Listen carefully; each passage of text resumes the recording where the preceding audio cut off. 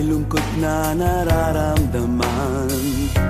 Damdamin mo ba'y di maintindihan?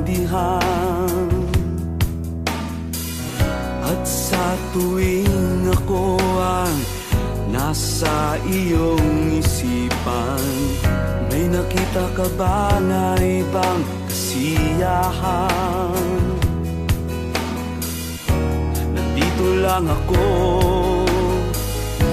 naghihintay sa'yo na mapansin ang aking damdamin, na para